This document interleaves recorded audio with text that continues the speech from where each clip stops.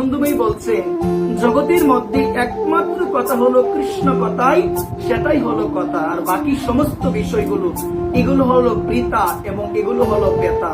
এগুলো শোনার মাধ্যমে, এগুলো বলার মাধ্যমে আমাদের ব্যথা অনুভূত হয় হৃদয়ে, কিন্তু একমাত্র আমাদের হৃদয় পরিতৃপ্ত হয়, একমাত্র আমাদের অশান্ত হৃদয় শান্ত হয় সাধুর সঙ্গে গিয়ে, সাধু শ্রীমুখ থেকে হরিকথা শ্রবণের মাধ্যমে। মা মন দিয়ে শুনবেন, সাধুর সঙ্গ গেলে কিন্তু সাধুর সঙ্গ হয় না।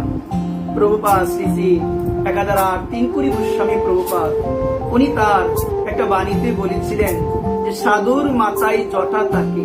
কোনদিন কি শুনেছেন যে সেই জটার মধ্যে যে উকুন থাকে, উকুনের সাধু সঙ্গ হয়?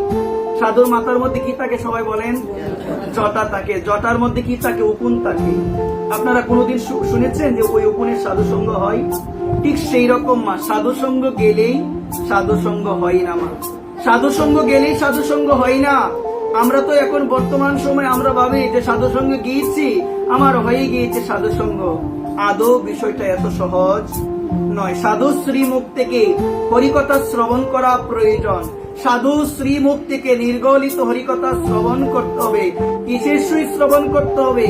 শ্রদ্ধার সহিত, বিশ্বাসের সহিত, প্রেম সহিত ভগবানের কথা সাধু শ্রীমুখ থেকে, বৈষ্ণব শ্রীমুখ থেকে শ্রবণ করা প্রয়োজন। একবার বৈষ্ণবের শ্রীমুখ থেকে, সাধুর শ্রীমুখ থেকে শ্রবণ করতে হবে মা।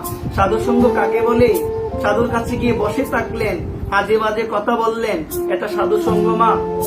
বলেন না এটা কি সাধু সঙ্গ? সাধুর কাছে গেলেন, বিভিন্ন বিষয় নিয়ে আলোচনা করলেন, যে মনে মনে ভাবলেন সাধুর কাছে একটু ছিলাম, সাধু সঙ্গ হয়েছে মা? এমন নয় বিষয়টা মা। সাধু শ্রীমুখ থেকে হরিকথা শুনতে হবে মা। আমরা তো বর্তমান সময়ে বৈষ্ণব সেবা মানে কি জানি জানো মা? আমরা জানি বৈষ্ণব সেবা মানে হলো বৈষ্ণবকে নিমন্ত্রণ দিলাম, বৈষ্ণব আসলো আমার শ্রী অঙ্গনে, পঞ্চ ব্যঞ্জন রন্ধন করে বৈষ্ণবকে দিলাম, এটাই হলো বৈষ্ণব সেবা। এটা আমরা বুঝি এরকম ভাবে, কিন্তু আদৌ বিষয়টা এত সহজ নয়। বৈষ্ণব সেবা মানে হলো বৈষ্ণবের আদেশ মানা। সর্বপ্রথম হলো বৈষ্ণব সাধুগুরু মহাত্মা তোমাকে যে আদেশ দিবে সেই আদেশটা তোমাকে পালন করতে হবে।